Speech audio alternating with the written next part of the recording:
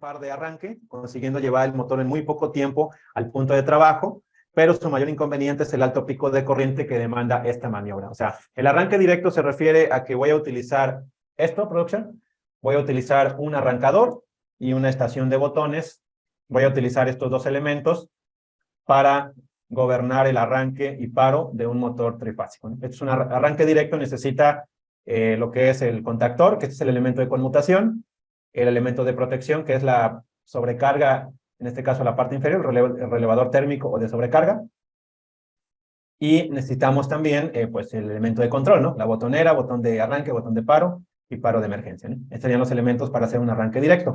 Como les decía, ahí en la presentación, la principal desventaja es el alto pico de corriente. Quiero que vean la gráfica que está ahí en la presentación, ¿sí? Vamos a ver la gráfica.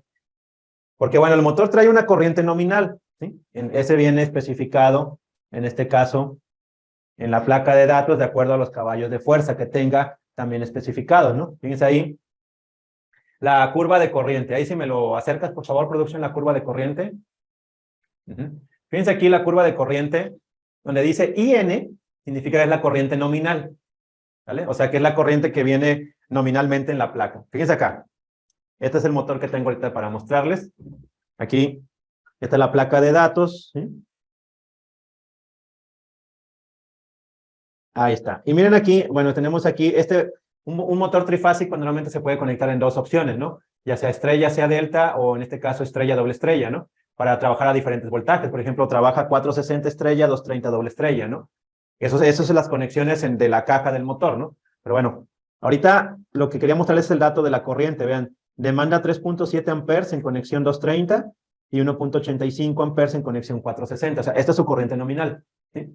Entonces, en la gráfica vemos que al momento del arranque, cuando es un arranque directo, esa corriente nominal es demandada en un pico, ¿sí? Por muy superior, vamos a verlo acá, que puede llegar a ser a veces hasta de 6 veces esa corriente nominal. Si se fijan ahí, la curva roja baja desde el 6 hasta la corriente nominal. O sea que durante el arranque, durante ese pico de arranque puede llegar, en teoría, este motor a consumir, a ver, tenemos 6 por 4, pues cerca de 24 amperes, vamos a poner entre 22 amperes, 24 amperes, o sea, es un montón de corriente en el arranque, ¿no? Porque bueno, aquí se le hace llegar el voltaje directamente, ¿ven la curva de voltaje, por favor, producción? O sea, partimos de aplicarle 0 volts y de repente a cerrar el contactor entra de golpe los 230 o los 460 volts que según haya conectado, ¿no? Entonces, por eso la curva de voltaje, vean que es un pulso azul, porque parte de 0 y se le aplica al 100%, y por ello la demanda de corriente. Sin embargo, la ventaja aquí en este caso es que tengo el mayor par de arranque al inicio. Si se fijan en la otra curva, la curva de color verde, vemos ahí como el par al inicio es fuerte, ¿no? O sea, casi el triple del par nominal, ¿sí? Y llegando a estabilizarse hasta finalmente su par nominal, ¿no? Entonces, esas serían las características del arranque directo. Se requiere un arrancador, un elemento de protección térmica y una estación de botones. Ventaja y desventaja, lo de la demanda de corriente y ventaja es el par de arranque que se consigue al momento de que el motor entra en marcha, ¿sí?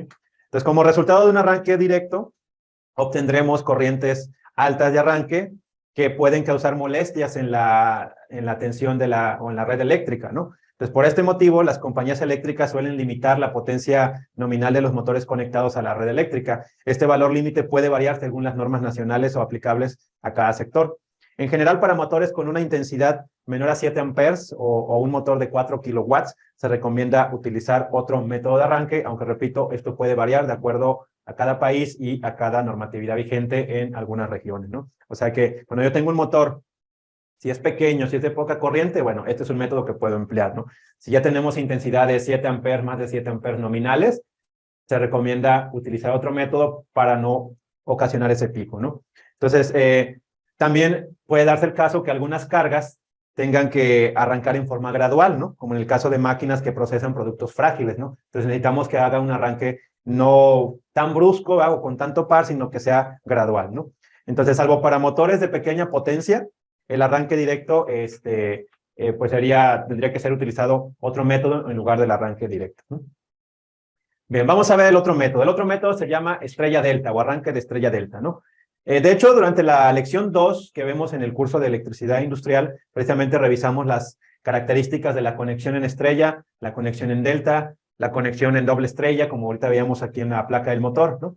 Entonces, una aplicación práctica de, o sea, conectar las bobinas del estator en estrella o en delta, etcétera, tiene que ver, en este caso, con desarrollar un arranque de un motor trifásico, ¿no? Consiste, por ejemplo, voy a hablar en particular de la estrella delta, ¿no? Entonces, en este caso, consiste en arrancar el motor en configuración de los devanados en estrella, o sea, que es baja tensión, o sea, porque ya ven que es 460-230, ¿no? Entonces, arrancamos en baja tensión, que en este caso sería en estrella, y posteriormente pasamos a alta tensión, que sería en configuración delta, ¿no? Entonces, por ello el motor, pues debe tener la posibilidad en su caja de conexiones, en su bornera le llaman, poder hacer las conexiones en ambas maneras, ¿no? Entonces, como se arranca primero en estrella, que es baja tensión, y después se pasa a delta, que es alta tensión, también a esto se le llama arranque en tensión reducida, ¿sí? Por el método estrella delta, porque también si nos vamos a buscar arranque en tensión reducida, vamos a ver que hay varios métodos para hacer el arranque en tensión reducida. Bueno, este es uno de ellos, en estrella delta, ¿no? Bueno, al arrancar en estrella, los devanados del motor se someten a una tensión inferior de su valor nominal. Esa tensión, pues, es normalmente el valor total sobre la raíz de 3, ¿sí?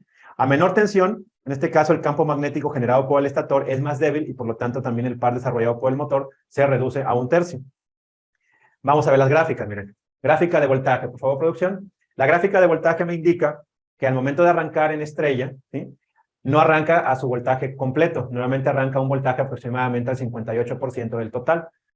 Eso hace que también la curva de corriente se reduzca. Vamos a ver la curva de corriente allá abajito. Ven que la curva de corriente hace que, en este caso, en lugar de... Puse punteado ahí. Punteado se ve cómo sería en arranque directo. Vean aquí. Sí hace un pico, en este caso, pero ya es un pico gradual, ¿no? Porque el pico primero sube aproximadamente al doble, ¿sí? Y después cuando se pasa la conexión en delta, hace un segundo pico, ¿verdad?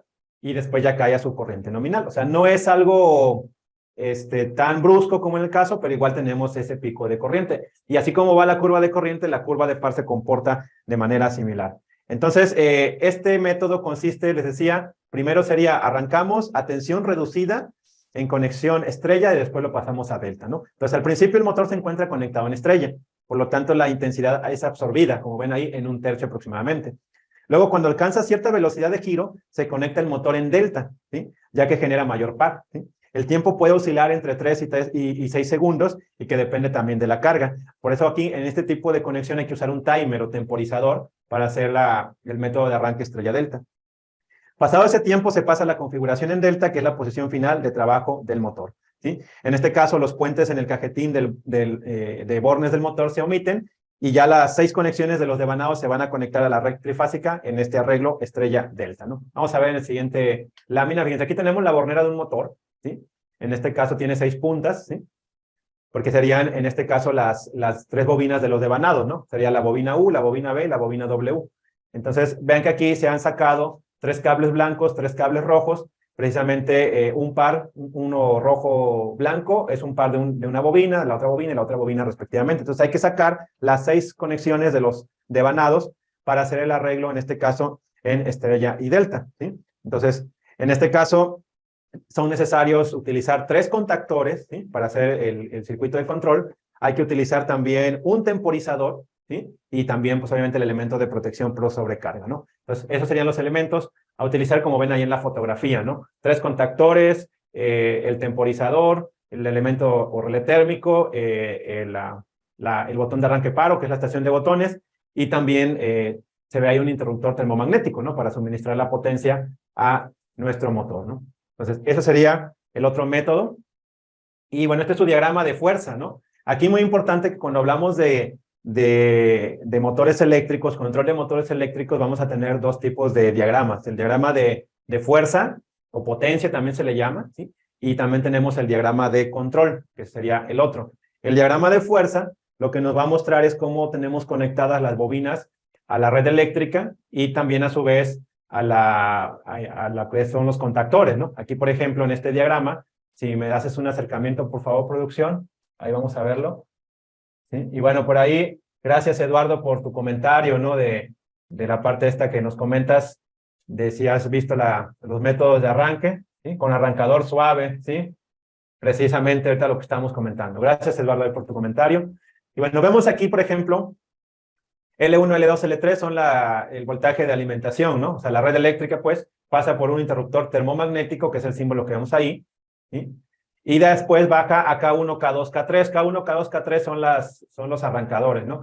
Digo, si no conocen esta simbología y esta nomenclatura, bueno, les menciono que eso también lo sabemos en el curso de electricidad, vemos desde los primeros temas, vemos todo esto, simbología, nomenclatura de los diferentes elementos de control, ¿no? Entonces, K1, K2, K3 son los contactores, OL es el de sobrecarga, y abajo tenemos U1, B1, W1, que serían los extremos de las bobinas del estator, sería el extremo 1 y el extremo 2 es U2, B2, W2, ¿no? Que también vienen ilustrados en la parte de abajo, ¿no? Entonces, muéstrame, por favor, a la izquierda, producción, está el diagrama en estrella, ¿no? En estrella, lo que hay que hacer en la bornera, ¿verdad? Como ven ahí, hay que conectar, en este caso, en común, hay que conectar en común los bornes U2, B2 y W2 del motor para realizar la conexión, ¿no? Y de ahí U1, B1, W1, pues es lo que va conectado a la red eléctrica, ¿no? O sea, esa es la conexión en este caso en estrella. Y después en delta, lo que hay que hacer es unir uno con otro. Pásame a delta, por favor, ahí en la otra lámina. Perdón, ahí a la derecha de esa misma lámina. ¿Sí? Ahí vemos ahí cómo se conectan. ¿Ok? Pero, o sea, nosotros tenemos que interconectar los contactores y las 6 puntas del motor para que en un momento dado se agrupen en estrella y después de cierto tiempo pasen a delta, ¿no? Porque precisamente es lo que queremos en este caso conectar, ¿no? Entonces, en este caso, observen en el diagrama que K3, ¿sí? Ahí sí me muestras, por favor, producción, K3, tiene puenteados los terminales 1, 3 y 5 en la parte superior, porque eso sirve para hacer la conexión en estrella, porque acuérdense que hay que hacer ahí un puente, como les mostraba en el anterior. ¿Sí? O sea, entonces, el contactor K3, junto con el contactor K1, sirven para conectar las bobinas en estrella, ¿sí?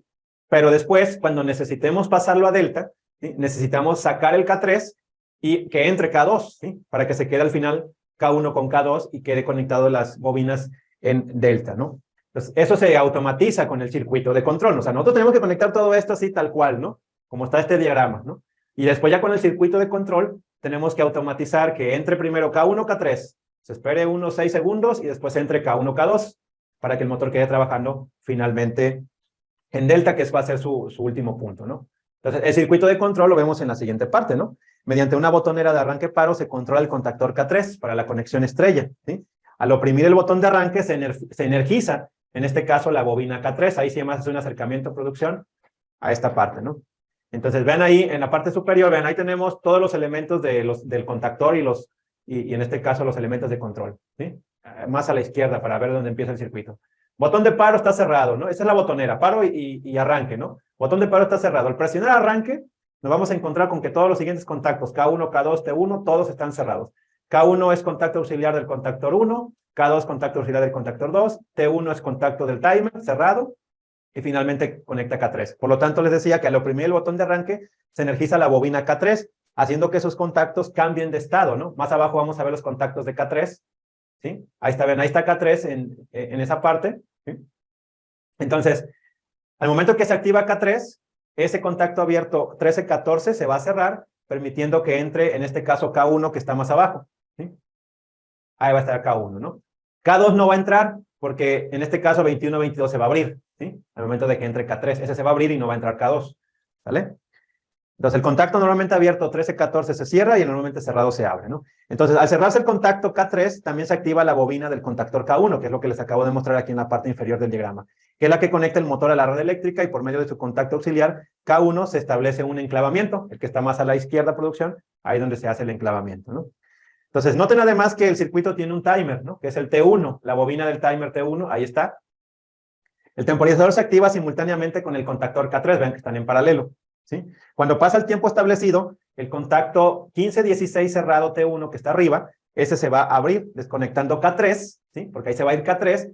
En este caso, al desconectarse K3, vuelven a cambiar de estado los contactos, 13-14 se vuelve a abrir, sale en este caso, y entra 21-22 haciendo que entre, en este caso, K2, ¿sí? O sea, se desconecta K3 y entra K2 para que al final quede finalmente K1, K2 funcionando, ¿no? Abrimos la toma, por favor, ¿sí? Entonces, como pueden ver, es un circuito, digamos, ahorita a lo mejor si no tienen información previa o no han visto este tipo de diagramas, les puede parecer complicado, ¿no? Pero en realidad es un circuito realmente sencillo, ya cuando se tiene cierto grado de práctica, ¿verdad?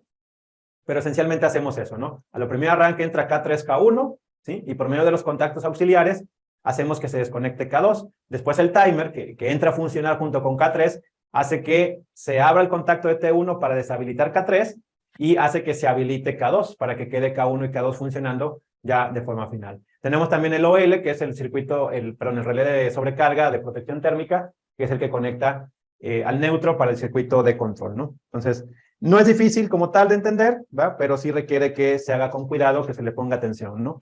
Entonces, esto es lógica cableada, también así se le llama a esta parte, porque hay que conectar punto por punto. Como ven aquí en la foto, miren, así queda en la foto. ¿Puedes ver, acercar la foto, producción?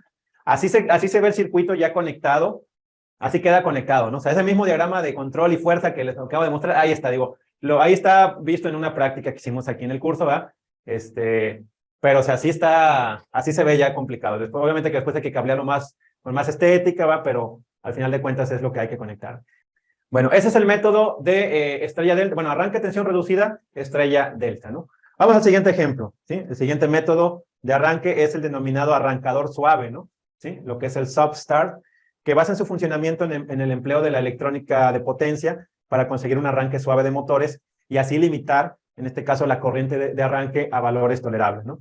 Su principal ventaja es que consiguen que el motor arranque y acelere de una manera suave y sin sacudidas, ¿no? De hecho, por eso se llama así, ¿sí? La tensión del motor se incrementa a partir de un voltaje inicial y a través de un tiempo de rampa de aceleración seleccionados mediante unos selectores hasta llegar a la tensión nominal del motor. En algunos casos, el arrancador también puede controlar la rampa de parada mediante la reducción de la tensión. Ahora, ¿qué es el arrancador suave ya físicamente, no? El arrancador suave es algo como esto. Hagan de cuenta que es como un contactor, pero trae ahí otros elementos más. Hazme un acercamiento, por favor, ahí, producción, al arrancador suave. Este es de la marca Siemens, es el modelo 3RW3014, ¿lo ven ahí? Y ven que en la parte de arriba, bueno, pues tiene elementos muy parecidos a un contactor, ¿no? Tiene L1, L2, L3, donde se le va a llegar la tensión eléctrica. Tiene por ahí también A1, A2, que es una bobina, ¿no? Tiene por ahí también unos contactos auxiliares, ¿no? 13, 14. Pero aquí lo más interesante, si se fijan, son esos selectores, ¿sí? Donde yo puedo controlar el voltaje inicial y también el tiempo de la rampa, ¿no? Esos dos selectores que vemos ahí, si los puedes ahí señalar, producción, los dos selectores, ahí donde va el desarmadorcito, ¿sí? Esos dos selectores ahí si los encierras, ¿sí? Entonces, en la configuración de este arrancador podemos seleccionar la tensión de arranque U, ¿sí? Esos serían los dos selectores. Este es el valor de la tensión que proporciona el arrancador en el primer instante, ¿no? Luego, el valor de esa tensión determina el par de arranque. También podemos seleccionar el tiempo de arranque T. Es el tiempo que dura el proceso de arranque, desde que se aplica la tensión inicial al motor hasta que llega al valor final. O sea, le ponemos la rampa, ¿sí? ¿Cuántos segundos queremos que tenga de rampa? ¿Sí?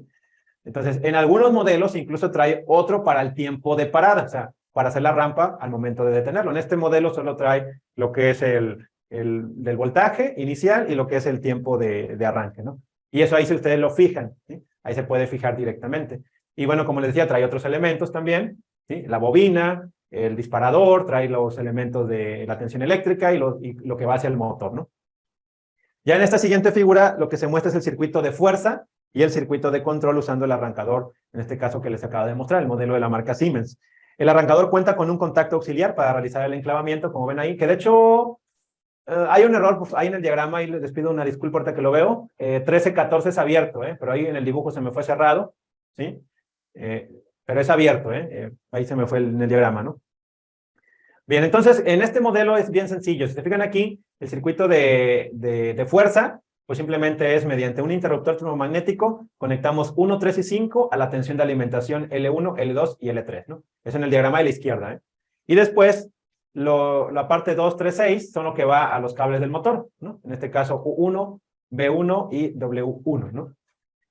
Bien, entonces en este caso ya, lo único que hay que hacer es ya después conectar la parte de control con una estación de botones, mandamos la señal hacia el disparador 1, hacemos el enclavamiento con el contacto auxiliar 13-14 y mantenemos conectado el voltaje de control en A1 y A2, ¿no? O sea, esto hace lo mismo que el arranque a tensión reducida, ¿verdad? Pero pues mucho más sencilla la conexión, ¿no? ¿Sí?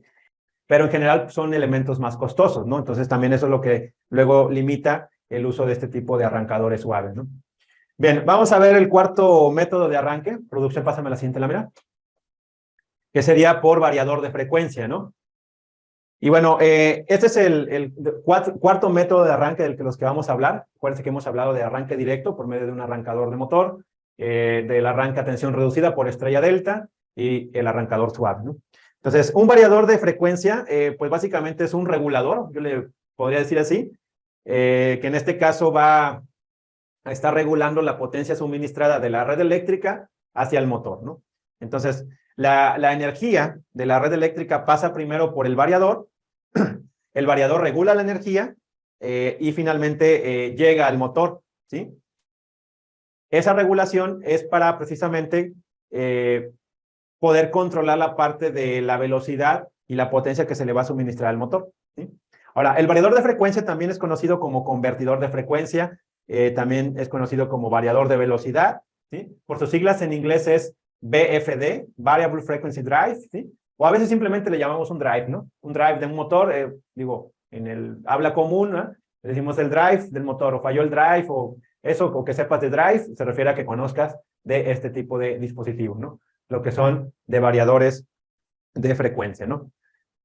Bueno, entonces, estos dispositivos entregan voltaje y frecuencia variable conforme a la necesidad del motor y a la carga conectada en él, ¿sí? Ahora dirán ustedes, bueno, ¿esto cómo lo hace, no? Porque al final de cuentas, tensión eléctrica de la red viene un voltaje fijo con una frecuencia fija, ¿no? O sea, la energía eléctrica de la red se conecta al variador, pero esa energía eléctrica de la red, vamos a suponer que es 1,220, ¿no? Un variador que tiene de entrada 220. Entonces yo le conecto 220, 60 Hz. Esa es la tensión eléctrica que va al variador, ¿no? Es tensión fija, no se puede mover. Entonces, dentro del variador, ¿sí?